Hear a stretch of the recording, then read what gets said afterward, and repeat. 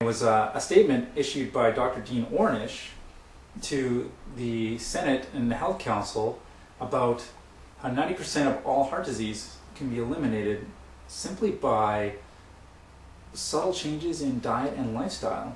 So the main contributing factors in North America today for all heart disease is lifestyle and diet choices, which leads us to the obvious conclusion that everything comes down to a choice, down to a decision. It's either going to be constructive or destructive, and the constructive decision in this case particularly being what it is you're putting in your mouth, what it is you decide to eat, what it is, how you decide to spend your time.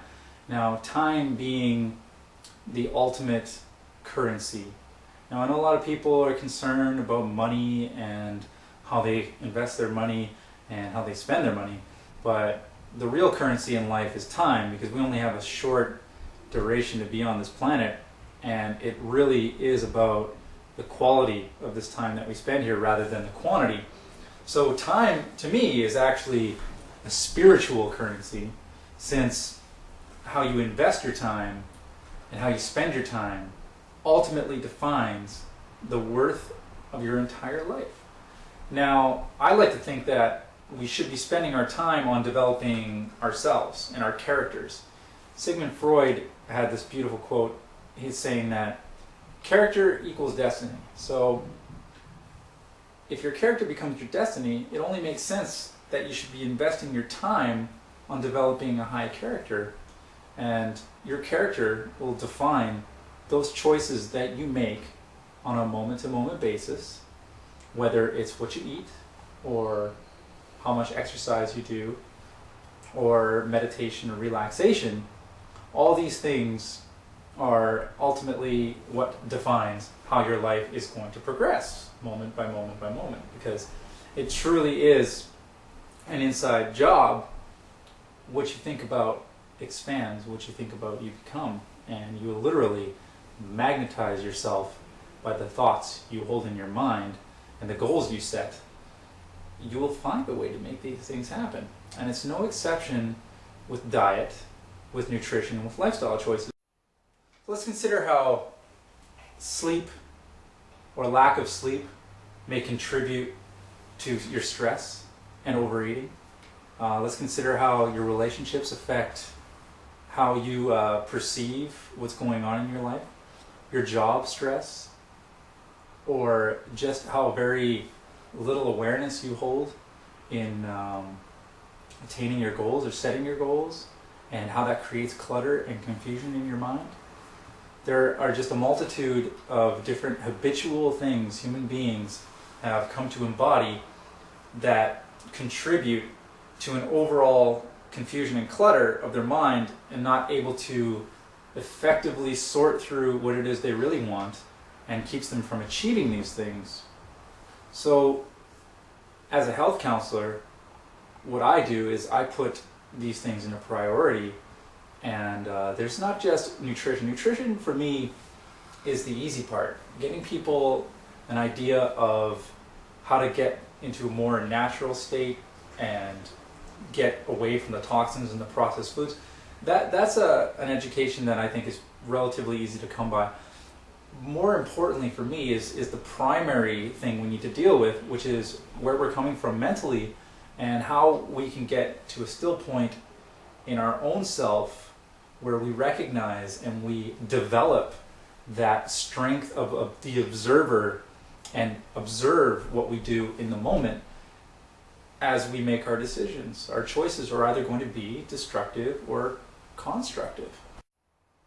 Now, I'm not here to tell everyone that they need to give up meat, wine, sugar, dairy, or all the culinary pleasures in life. Actually, I'm here as a health coach, not a nutritional police officer.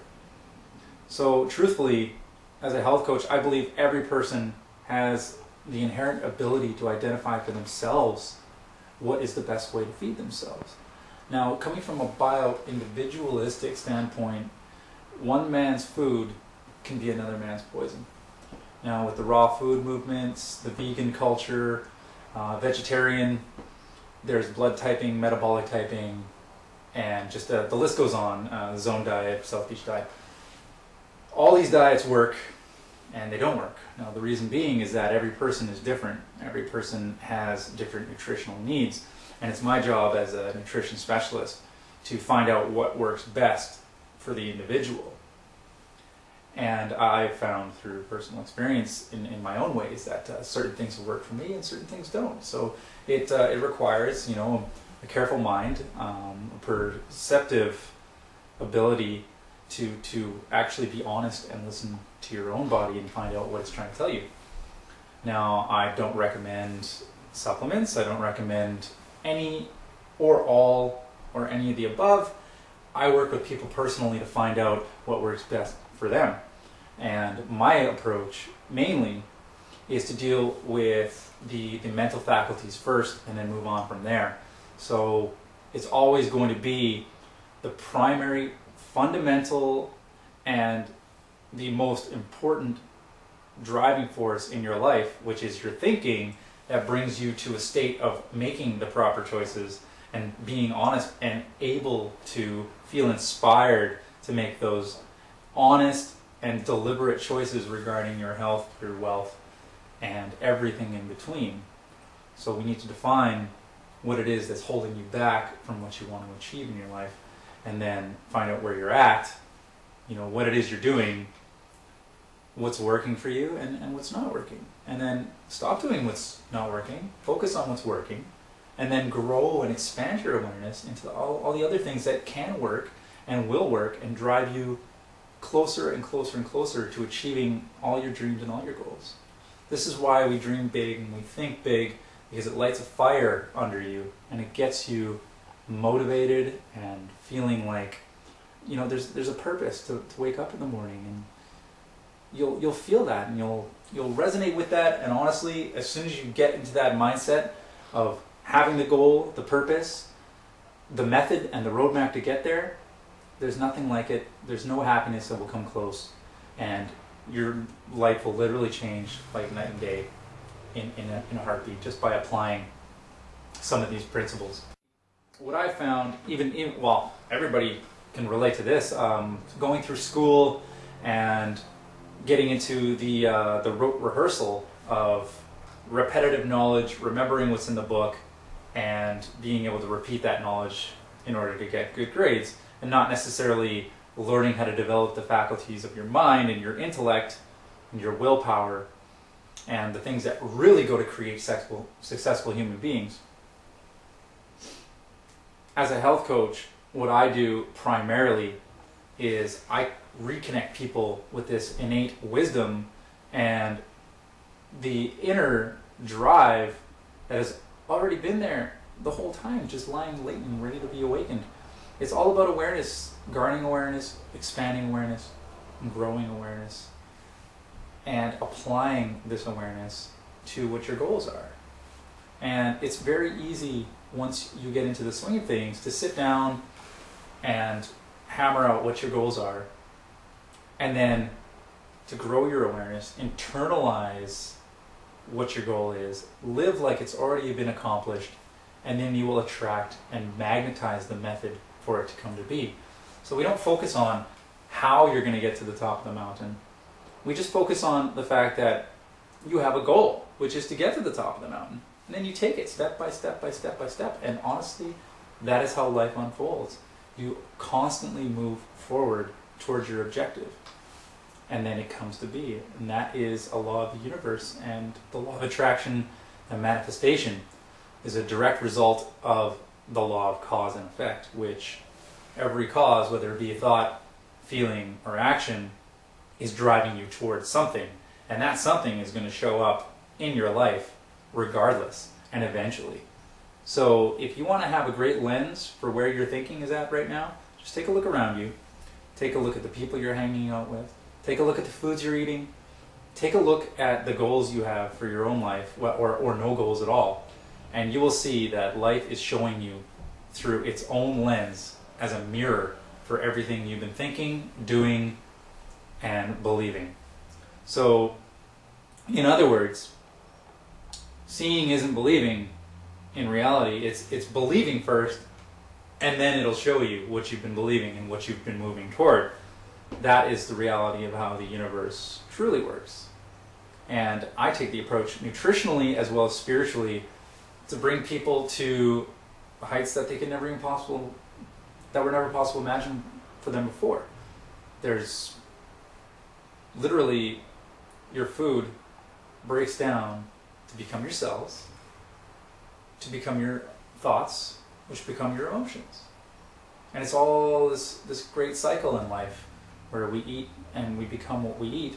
And it's the same with what Hippocrates was saying about how your food should be your medicine and your medicine should be that food. So I want to get down to what it truly means to live in harmony with nature. It doesn't mean not eating meat. It doesn't mean not enjoying the culinary pleasures in life.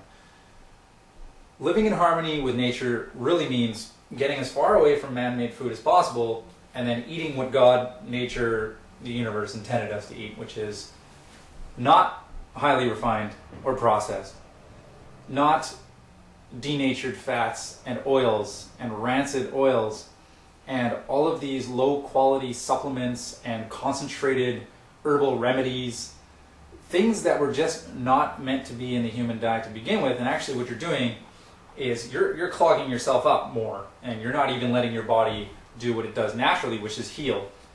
You know, you cut your finger, it'll scab over and eventually become skin again. It's the same with your inner organs and, you know, your heart, your mind. All of this is made up of the same stuff as the universe, the planet, the dirt, literally from ashes to ashes, dust to dust. I mean, we're made of this stuff. So obviously what you take into you becomes you. And a lot of people, they hear this and they don't really, it doesn't register all the way, because they know it's important to eat healthy, they know it's important to exercise, but they don't know just how